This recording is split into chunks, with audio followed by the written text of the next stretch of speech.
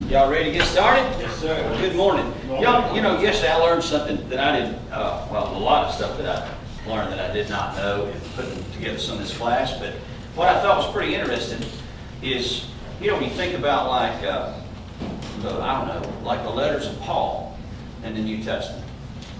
When Paul was writing to the churches, and you think about if you wrote a letter to a church, that you wouldn't put chapter and verse marks in your letter, right?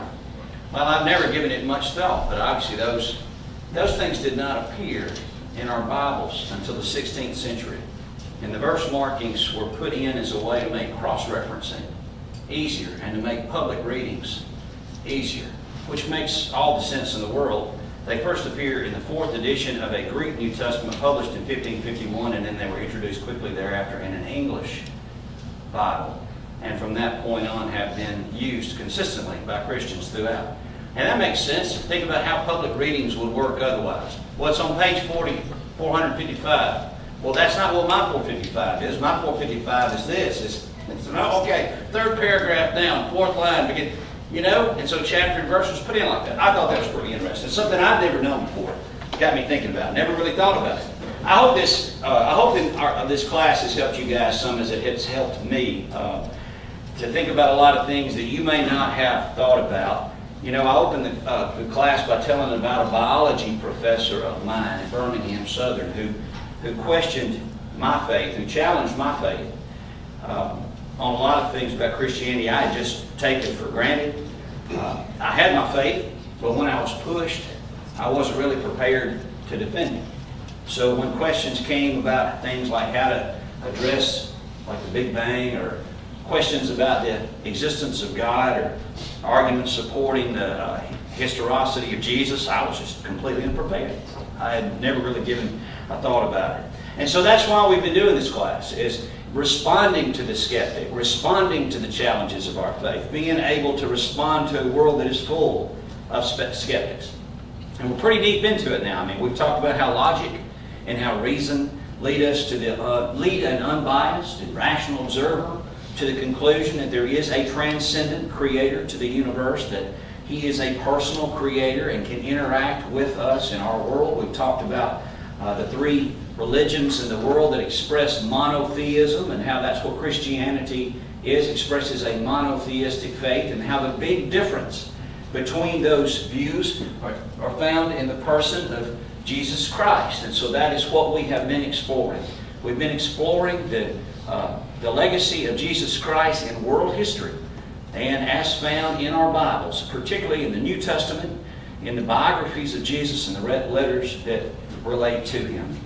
One class ago, we talked about how, compared to other historical literature that's generally accepted by historians, that we've got an enormous number of copies of the Bible, and how we have been from different geographic areas and from different times, and we're able to do cross-references with respect to that stuff, and that what we have great confidence that what we read today in our Bibles has reliably preserved that which was originally written, and that it has not been corrupted over time. And we can do that because of the sheer volume and number of manuscripts that we have, which date back to the 1st century. We talked about dating, and how we have great historical confidence based on the archaeology, based on the old manuscripts and those different findings, that not only do we have it in its original form, but that it dates very, very, very closely back to the events which it says that it records about the life of Jesus Christ, that we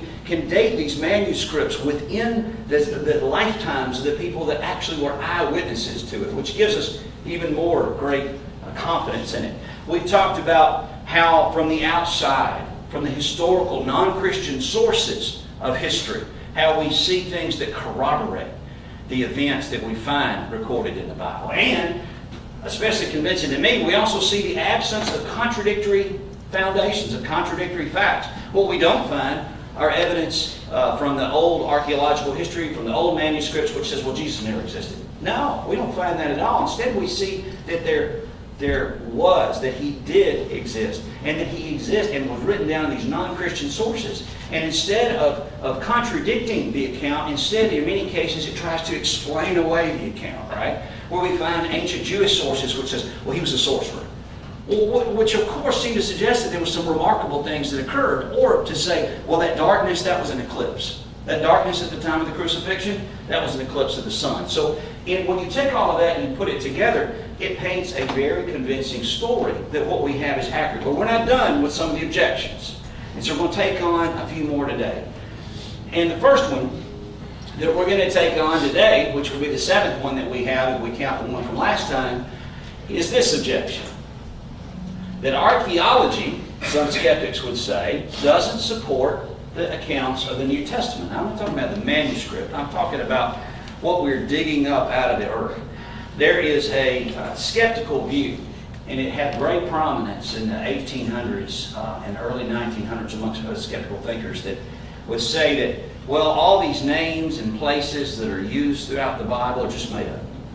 That there's not any basis that had been found for many of those. And so that, of course, if you can't count on that, then why can you count on anything else? And so the question becomes, what does archaeology show us with respect to these ancient times?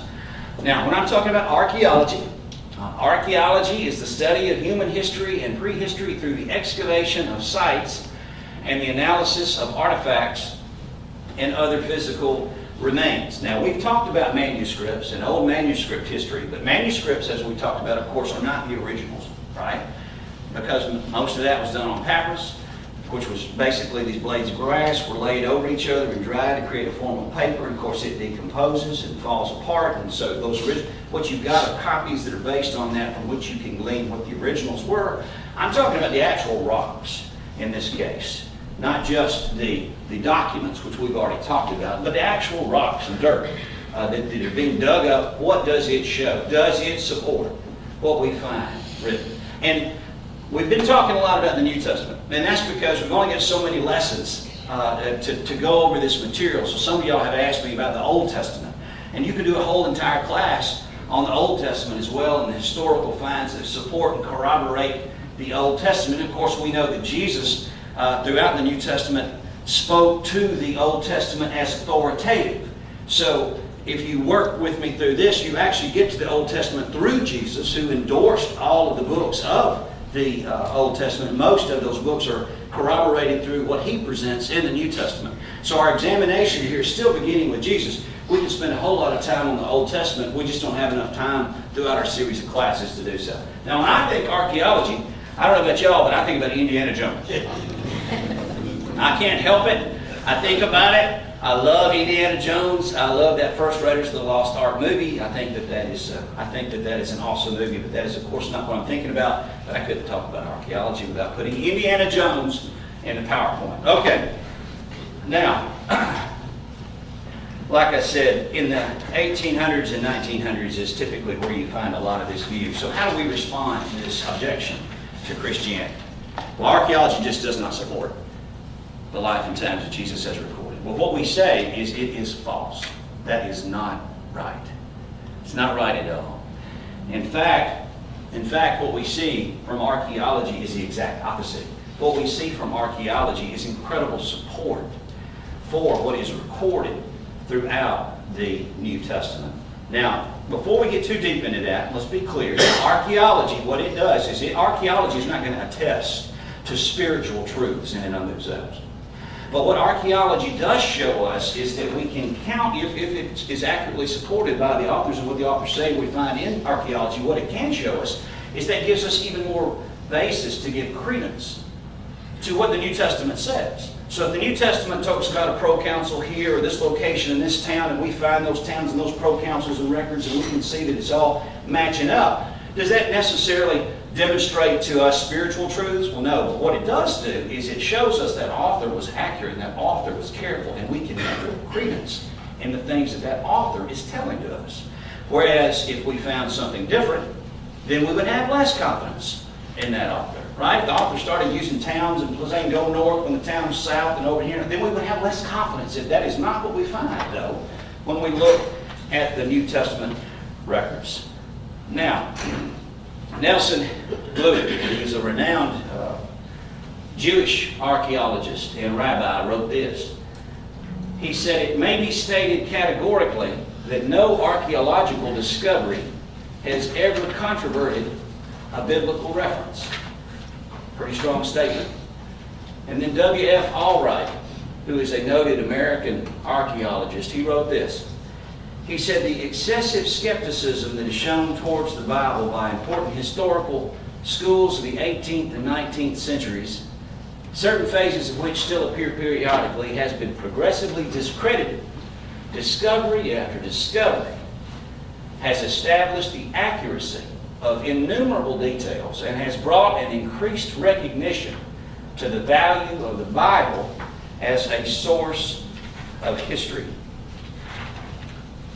Let's start with Luke, just by giving a few examples to this. Luke, who authored both the Gospel of Luke and the book of Acts. And as y'all recall from those books, Luke presents himself as a historian. He presents himself as asserting he makes a careful and an accurate report of the things that he's writing. So, did he get things correct? The general consensus of historians is that absolutely yes, that Luke is incredibly accurate as a historian. Archaeological discoveries show over and over that Luke nailed it when it came to identifying people and places, locations. So let's just take just a few of them as an example. And a few of the examples that we're going to take are places where, in fact, folks had said in the past that perhaps Luke got it wrong. But discoveries later show that no, Luke had it right. Okay, we're going to start with this, and I'm sure that I'm going to butcher a lot of these names that Luke uses, so I'll go ahead and put that out there in advance. Okay, look, in Luke chapter 3, verse 1, Luke refers to a man named Lysanias being the tetrarch of Abilene in about 27 AD when John started baptizing. Now here's what the verse says. And this is typical Luke. He doesn't just tell you, we were here at this location. He gives this background and these descriptions that you can cross-reference. And this shows and attests to, I think, how careful Luke was as a historian. In the 15th year of the reign of Tiberius Caesar, when Pontius Pilate was governor of Judea, Herod, tetrarch of Galilee, his brother Philip, tetrarch of Iturea and Trachonitis, and Lysanias, tetrarch of Abilene, during the high priesthood of Annas and Caiaphas, the word of God came to John, son of Zechariah, in the wilderness. Wow. Okay, look at that verse, okay? And ask yourselves, first of all, did Luke, did he have to do that? Couldn't he have just said, well, there was John and he was in the wilderness? No. What he did was he said, in the 15th reign of the emperor, now Tiberius Caesar, emperor of Rome, okay? In the 15th year of the reign of the emperor of Rome, of this emperor, this particular emperor, at this particular point in time, when Pontius Pilate was the Roman governor that the emperor had appointed in Judea. So see, he's given all these references. This is not some story once upon a time. This is Luke saying, I'm going to tell you exactly where this was and who was in charge when it happened. To say that this is some sort of a mythological kind, that is not at all what we're seeing here. So, does archaeology back it up? Well, Tiberius Caesar, of course, is, yes, there's multiple records. Obviously, Tiberius Caesar's record is in Rome. So you keep on going down through there. Well, for a long time, people got stuck on Lysanias, tetrarch of Abilene, and said, aha, we find no record of Lysanias, tetrarch of Abilene. We can't find anything about that. For so a long time, folks pointed to that error and said, well, now he was the ruler. That was a name, yeah, but it was the ruler of somebody else, like a half a century later in a different place. So Luke got mixed up. Can't count on it, right? Until they dug up a rock, of course, and an inscription was found from the time of the Roman Emperor Tiberius, which names Lysanias as tetrarch in Abilene, near Damascus, just as Luke said. Or you take another one. Here in Acts chapter 18, verse 12 through 17. Y'all are going to be very familiar with this story. Gallio, proconsul of Achaia. Okay, that's Luke says in Acts, while Gallio was proconsul of Achaia, the Jews of Corinth made a united attack on Paul and brought him to the place of judgment. This man, they charged, is persuading the people to worship God in ways contrary to the law, to the Jewish law. Just as Paul was about to speak, Gallio, who was this proconsul of Achaia, right, said to them, if you Jews were making a complaint about some misdemeanor or serious crime, it'd be reasonable for me to listen to you. But since it involves questions about words and names of your own law, settle it yourselves. I will not be a judge of such things. So he drove them off, and the crowd then turned on Sosthenes, who was the synagogue leader, and beat him in front of the proconsul, and Gallio showed no concern whatsoever. Okay? We're familiar with that story. Okay? So Gallio, proconsul of Achaia. For many years, folks said, well, we don't have any account anywhere of this man. And then an inscription at Delphi noted this exact title for the man and dated him to the time that Paul was in Corinth. And archaeologists have discovered that first century inscription. It's in central Greece that contained a proclamation of the Emperor Claudius, and it refers to Gallio as the proconsul of Greece in the year in which it was issued, and that year corresponds to about 52 AD, which is the approximate time of Paul's Corinthian trial. Proconsuls generally only serve for a year, as I understand it. So it's a remarkably specific thing. As another example, in Acts chapter 17, verse 6, Paul, in his writings, of course, he makes various references to various leaders, and he calls city officials in Thessalonica politarchs. For years and years and years, folks, some skeptics say, well, Paul's wrong again. No evidence has ever been found that they call them politarchs. But then an inscription on a first century Roman arch was found, and it says, in the time of the politarchs, it begins. And then archaeologists started finding more and more inscriptions like that, several of them in Thessalonica during the same period that he was discussing. This one on the screen is from an old Roman arch that was part of a gate that was torn down in 1876. Or Malta. Luke talks about Malta. I thought that was interesting. There's Make Memories in Malta. That's like modern day vacation literature to go to Malta. Malta, a beautiful place, a beautiful island, right? And there, of course, is the map of Malta. Now, Luke in Acts chapter 28, verse 7, gives to a man named Publius the title of the first man of the island, or the first chief of the island. In Acts 28, verse 7, it says, in the same quarters were the possessions of the chief man of the island, whose name was Publius, who received us and lodged us 3 days courteously. Inscriptions have been unearthed that do now give the leader of the island that title, just as he said. One archaeologist carefully examined Luke's references and found that he had correctly identified 32 countries, 54 cities, and 9 islands. He didn't find a single mistake that Luke had. Roman historian A.N. Sherwin-White, who's a Roman historian, wrote, for Acts, the confirmation of historicity is overwhelming. Any attempt to reject its basic historicity must now appear absurd. Roman historians have long taken it for granted. It serves as a historical reference for Roman historians who aren't investigating the Bible in terms of spiritual, like you and I would, but who are looking to cross-reference what they know about Roman history. So they look to Luke's writings in order to do that, because he was so amazingly particular in what he did. But now I'm talking about Luke, but I mean, we've got multiple examples, so we'll just go to another one here, and let's take John, take the Gospel of John, which skeptics, a lot of them pick on the Gospel of John, because as we've shown, it was one of the later written Gospels, and as y'all know, it reads kind of different from some of the rest of them, so it's been the subject of a lot of targets. For years, it was the subject of these kinds of attacks as well, many of which, though, have also been refuted. Take, for example, the Pool of Bethesda. Okay? No one found a record of this site anywhere except in the New Testament. In John chapter 5, verse 1 through 3, John describes how Jesus healed a man by this pool. And he actually gives a little bit of a description to it, talking about how it has 5 porches or porticos. Okay? After this, there was a feast of the Jews, and Jesus went up to Jerusalem. Now there is in Jerusalem, he writes, by the sheep market, a pool, which is called in the Hebrew tongue Bethesda, having 5 porches. In these lay a great multitude of invalid folk, blind, halt, withered, waiting for the moving of the water. Now, And y'all may remember that in the story, that there was the story that an angel would, in the water would, and they'd rush down there to be healed. For years, skeptics said, well, this is wrong. Nobody's ever found such a pool, so this must have been some made-up invention, a made-up in place. And of course, we've now found the pool. We've now found the pool. It was excavated, lying maybe, 40 feet there below ground level. And you know what? There were 5 porticos on there, 5 colonnaded porches and walkways, just as John had described them.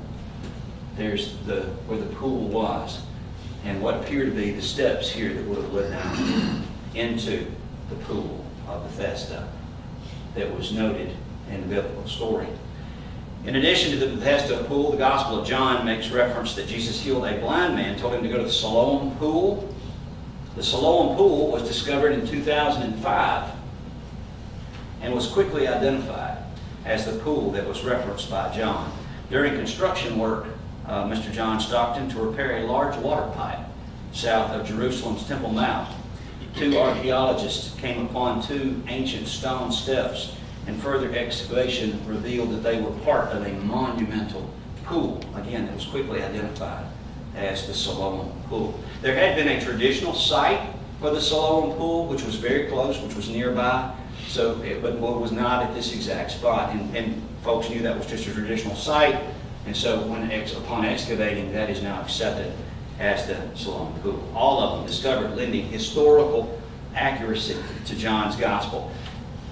And we started to mention this one in the first day of the class that we had here, Pontius Pilate. Of course, Pilate, as you know, is a very important figure in the New Testament for the role that he played. But for years, skeptics were dismissal of Pilate, even though he was mentioned also not only in the biblical record, but in some outside sources as well, because there was no actual archaeological evidence of Pilate. And of course, in 1961, an Italian archaeologist discovered an inscription on this stone slab that was being used as a section of steps going into a theater. The inscription was in Latin, and when roughly translated, it reads, Pontius Pilate, prefect of Judea. Archaeologists believe that this stone was originally the foundation for a temple that was directed to the emperor, to emperor worship in Rome, the Emperor Tiberius. In any case, of course, it provides historical corroboration and support for the existence of Pilate. In Lee Strobel's book, The Case for Christ, he takes on a few other popular objections that have been made through archaeology to biblical history. One of them dealt with Nazareth, which, of course, the Bible tells us where Jesus grew up, right? Today, Nazareth is the largest Arab city in northern Israel, and has about 65,000, give or take, residents in it. Muslims now outnumber Christians in this town, as a matter of fact, about 2 to 1 in the city. Well, apparently some skeptics, including famously an atheist named Frank Zendler, he claimed in 1996 that there was no historical support for this town during the 1st century, which was the time when, of course, Jesus was alive, and that no record of the town showed up until later. So, it didn't show up until later, it wasn't there at the time, so this must have been an after creation, an after mythological, well, we're going to attribute it to this town, but the town actually wasn't there at the time. But that is not the case. When Jerusalem fell in 70 AD, priests were sent out throughout because the temple was destroyed, and there are old manuscripts that have been located, finding lists of the places where the priests' families were relocated to, and one of those priestly families showed up as being relocated to what had to be a very small place called Nazareth. And in fact, there have been archaeological digs in the area of Nazareth, which showed some 1st century tombs on the outer edge of town, which would have established sort of the village limits, not that size of the town, but where the earliest settlement would have been, since by Jewish law, burials had to be outside of the town. And then in 2009, there was an archaeological dig in Nazareth where they discovered the remains of dwellings in Nazareth, which dated to the 1st century. Again, corroborating what we find in the Bible. We'll stop here with the archaeology, but we could go on and we could go on and on. What does this show? Well, what it shows is that the New Testament, the Gospel, and the rest are historically reliable. That these are not made-up names and made-up places, as some skeptics might say, but that these contain accurate descriptions of the names and the places of the first century. The bottom line is that the accounts of Jesus in the Gospels and Acts throughout the New Testament are supported. They're supported by archaeological finds, which lends credibility to the authors and the things that they're talking about. So, of course, if the authors are very accurate as it relates to these dates and these times and these places and these rulers, and we're finding everything that supports their accuracy, why then would you suggest that they're being less careful and less accurate on the things that clearly matter more to them and what they are expressing? So the answer to the skeptic is no, that is not right, that the archaeology is supported. All right, let's take on another one. Objection number 8. All right, you say these books are accurate and they're reliable. Well, why not other books? Weren't other books left out of the Bible? How do we know that something else wasn't left out? Now, this is one that we hear quite a bit. I mean, we've talked about the accuracy of the books. What about others? You hear sometimes about others. For purposes of our study here, we're focusing on the New Testament. So we don't have enough time to go into the Old one as well. But what about these 27 books of the Old Testament? We've talked about the age of some of these books, in particular in our earlier lessons, especially the biographies of Jesus and how they date in time. So we won't go through the age again. But when Christianity was new and it was spreading throughout, writings and books and letters which were transmitted to the churches were very important. It was a very big deal. Churches were often far flung. And so these writings and the copies that were made of them, that were sent out, and what forms the basis of a number of those, how we have these great numbers of copies that we do, that was part of it. It was very important. This is a famous quote by Justin Martyr around 150 AD in Rome, when he wrote about some of the earliest services and how that would work. And on the day called Sunday, all who live in cities or in the country gather together in one place. And the memoirs of the apostles or the writings of the prophets are read as long as time permits. Then when the reader has ceased, the president verbally instructs and exhorts to the imitation of these good things. And then we all rise together to pray, as we before said, when our prayer is ended, by wine and water are brought. It's a description of early Christian services. And there's the notation here about how an important part of that is the reading of the memoirs of the apostles or the writings of the prophets. And what that does is just one expression of where we see how important that was in translating and spreading those books and those records. As you get into the second century of the church, as Christianity is growing and growing, we begin to see other letters and other books that begin to appear as well. Church leaders writing to one another, writing letters to one another, and other works that begin to appear. And so they started to have to consider the authoritative nature of which books were being used. Somewhere around 180 to 200 AD, we find the oldest known list of New Testament books. It counted 22 books of Scripture in it, including the Gospel, Acts, and Paul's letters, and Jude, and 1st and 2nd, and 3rd John, and Revelation. And then, in 325 AD, and this did not show it well because of the contrast, but there's a man named Eusebius of Caesarea, and he was a bishop. He's often referred to as the father of church history because he began doing a lot of work in this particular area. And he divided up the books and writings in the church. And he grouped them into 4 categories. Those books that were accepted, those books that were widely accepted, and then sort of a line in things that had been circulated, which he called spurious, and then there were others that were completely rejected.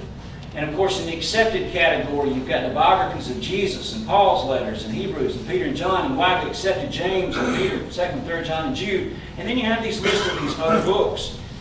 Well, he compiles, then we see a letter in 367 from a man named Athenius, who's a bishop of Alexandria. He compiles the first list of all the 27 books that we now know.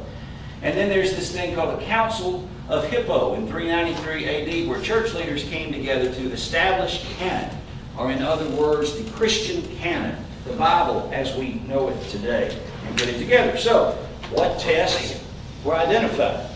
And I know I'm going through this pretty quick. We can spend hours on this stuff. But what tests were identified? How were these books identified? Well, we know what tests they used because there's records of all this which have been kept as well. Number 1, if it's going to be a part of the canon, then it has to have apostolic origin, meaning that each book had to have been written by an apostle, in other words, an eyewitness, or an associate who preserved an apostle's teaching. Now that would also mean that the book had to be written during the time of the apostolic age, or during the time when all this was happening that it was recording. It had to be generally accepted by the church. In other words, it had to have been in continuous use in worship services since the first century. That it had been used and accepted by all of the churches. It had to cohere together and all be in conformity, in agreement with one another, as the generally accepted books were. And then finally, these were Christian leaders putting them together. They determined that they had to be inspired by God, which they evidenced the self-evidencing quality, they said, that it was, and they arrived at that how? Through, of course, prayer. And we have many of the books still available that were not included. So we can check this against some of those books. And so we're going to take a look at that. First of all, the books that are in the Bible that we have are books that these church fathers said absolutely check every one of these boxes. Because, like for example, when you apostolic in origin, every book in the Bible, it had a direct relationship to apostolic origin. It was either coming directly from an apostle or coming from someone who was in direct contact with the apostles, like in the case of Mark and Luke, like we talked about earlier. You know, we have a very good reason to believe that Mark was the helper of Peter and that Luke was an associate of Paul. And the only exceptions are James and Jude, who were the brothers of Jesus, who became followers after his death. They check all these boxes. Generally accepted? Yeah, it was completely generally accepted by the church. It wasn't an idea, there's sort of this myth perpetuated that the Council of Hippo and that these groups decided amongst all these competing books, we're going to use these and not these over here. Well, what they really did was they said, which books are generally accepted by all of the churches? Which books go back to the beginning? Which books have apostolic origin? Which books have to show this cohere together? And of course, they arrived at it through prayers. We as Christians would do if tasked with present with such a task. But, you know, to take on, okay, well, what about these others? Skeptics would say, all right, well, let me say this first. There was a high degree of unanimity. We don't see great debate about some particular book that was left out. There was such a high degree of unanimity regarding the far greater part of the New Testament within the first 2 centuries. And this was true over a wide geographic area. All right? So what about the books that were left out, the skeptic says? Well, first off, that question is kind of misleading, because these other books had never really been generally accepted by the church. So the better question is, why were they never even in the running? Okay? And we go through a few of them, and we'll go through the ones that were mentioned in that earlier letter, because those were identified, and we've got copies of them. The Acts of Paul. Now, the Acts of Paul was a work that was referenced by early Christian writers, and it is considered by some to contain much information about Paul's history that may in fact be accurate. So why was it excluded? Well, Tertullian, who was a priest in Carthage at the end of the 2nd century, writes that it was an elder in Carthage who wrote the book out of a great admiration for Paul and in an effort to increase Paul's fame. So he was collecting all this stuff and he put it together in here. And so he wanted to increase Paul's fame, but in a misguided way. So the book was deemed a forgery, and the elder was removed from office, and the book was not counted as a part of Christian canon for that reason. The Epistle of Barnabas, which was also listed in that early letter, that dates from the 1st century to the early 2nd, so it's pretty close in terms of dating, and nothing in its content is out of line with what you would consider to be Christian teaching. It was even quoted by some early church letters and their leaders. So why was it excluded? Well, because the authorship was thought to have been an early church father and not Paul's missionary partner, Barnabas. And so it was excluded because it didn't meet the test for canon. It wasn't apostolic in origin. So it was just a letter. So it was excluded. The Shepherd of Hermas, which is one that you hear about from time to time. It was an early 2nd century writing which supposedly contained a list of visions that the shepherd had. A shepherd named Hermas, right? Like the prior one, it doesn't really contain anything that some might consider to be, it doesn't anything alarmingly suspect which jumps out at you, but the author was most likely a church father, and there was no direct apostolic connection, and so it was excluded. It didn't meet the test for canon. The Apocalypse of Peter, and this is one that you hear a lot about because there's some incredibly graphic depictions of heaven and hell, and some of you may have seen reference to this work before. But it appears in history too late to have been penned by Peter or any other writer who would have had contact with Jesus. And the author of the text includes a reference to that Hermas, the shepherd of Hermas, which appears to be arguing in opposition to theology that is presented there, which tends to date it after the shepherd of Hermas, which again puts it in the 2nd century. So you don't have that close connection. You have no basis for believing it has any apostolic origin. And so even though there were a few local groups that had made reference to it, it's excluded from canon for that reason. And I'm not going to pronounce that one right, the Didash, or another word or another name for it is the teaching of the 12. It dates way back, possibly even to 70 AD. Was that there's an indication that maybe it was used by some as sort of this handbook kind of thing for new believers, but it fell into disuse. There was no author that was ever attributed to it. It was not generally accepted by the churches, and so it was not included in the canon.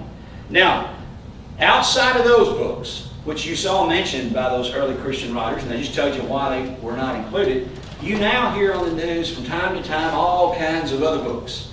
And I've got the Da Vinci Code up here because the Da Vinci Code was that movie which came out with Tom Hanks in it a while back. I love Tom Hanks. But even Tom Hanks says the movie's full of all kinds of hooey stuff. I mean, it basically is sort of a conspiracy type theory movie, and it focuses a lot on maybe there's this stuff that was left out of the Bible, and it talks about these different books of the Bible, and you see these come up in the news. Every time that there's a new one that is found or something, things like the Gospel of Peter, the Gospel of Mary Magdalene, the Acts of Pontius Pilate, the Gospel of Thomas. But most of these books were all written well past the apostolic age. And most of them are clearly legendary in the quality of the writing.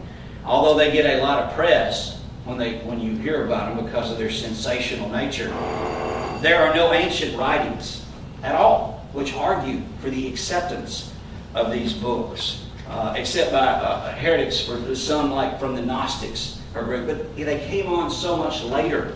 And many of them, well, you can just take a look at them yourselves and see the differences in the quality and what we're talking about here. For example, let me read to you from the so-called Gospel of Thomas. And I hate reading it, but I want to give the example to you. This is a passage from the Gospel of Thomas, which is supposed to contain a series of sayings that Jesus said, and also some little stories. And this is supposedly a story about Jesus as a boy. Okay? But the son of Annas the scribe was standing there with Joseph, and he took a branch of a willow and dispersed the water that Jesus had gathered together. And when Jesus saw what he had done, he was enraged and said to him, "You insolent, godless dunderhead, what harm did the pools do and the water do to you? See now, you shall wither like a tree and bear neither leaves nor fruit." And immediately the lad withered up completely. And Jesus departed and went into his house. But the parents of him that was withered took him away, bewailing his youth, and brought to him Joseph and reproached him. What a child you have who does such things. Written long after the apostolic age, and not from eyewitnesses. That kind of stuff has never been a legitimate part of any Christian tradition. As Lee Strobel writes in his book, The Case for Christ, compared with the careful, sober, precise eyewitness quality of Matthew, Mark, Luke, and John, these works truly deserve the description they received from Eusebius, the early church historian, when he called them totally absurd and impious. And I would definitely agree. In light of all of this, David Dockery, Kenneth Matthews, and Robert Sloan, after reviewing all of the evidence in their book, The Foundations for Biblical Interpretation, concludes this as a message to us as Christians. No Christian confident in the providential working of his God and informed about the true nature of the canonicity of his Word should be disturbed about the dependability of the Bible that we now possess. All right, so what have we talked about in these last two classes? Let's pull it all together, all right? In the last two classes, We've shown as Christians our belief that the Bible presents us with a reliable account of Jesus and the times that he lived in. Reasonable, we say, because. Number one, compared with other historical literature, we've got an enormous amount of copies of the Bible that allows us to cross-reference from many geographical areas and times, which gives us great confidence that what we read is what was originally written down. And also, number two, these Gospels were written, we have great confidence, not only in the same form that we have today, but very, very closely in time to the events that they record. And number three, that we see corroborating evidence from outside of Christianity, from those that were antagonistic to Christianity, like the Jews and the Romans, that support and corroborate the basic history and things that we know about Jesus from the biblical texts. And again, that we find from archaeology and from the stones themselves, we find things that demonstrate the credibility and the reliability of the history that is presented to us in the New Testament. And then finally, when you look at how the Bible was put together, what we actually see is that the books that were used were the books that were considered authoritative by the early church because of those things. The closeness in time, the eyewitnesses' accounts, where the church pruned away some of these writings that began to pop up as Christianity spread because they were clearly legendary and did not have that early link. So, as the bell rings, armed with this confidence of the reasonableness that we have in the Scripture, that we have good reason to believe, we know from science and logic and a transcendent God that is our Creator and that is personal, and that we have knowledge and reason to believe in a monotheistic religion of one God, one Creator that is omnipotent and outside of time and above all, and how we look to the great religions of the world and we see that it is ours, that is Christianity, which shows the distinction in the person of Jesus Christ, and now turning to the Bible and seeing how what we have recorded is reasonable to rely upon it as accurate, that what we can find in there is a good and specific account, which differs from the records of the other two, which shows this historical reliability. It gives us great faith and confidence in what we have. So with that, next week we will turn to the resurrection of Jesus Christ and our good reasons for the belief in that, which the Apostle Paul has called and identified correctly as the linchpin of our faith. All right. Thank you, guys. I appreciate it.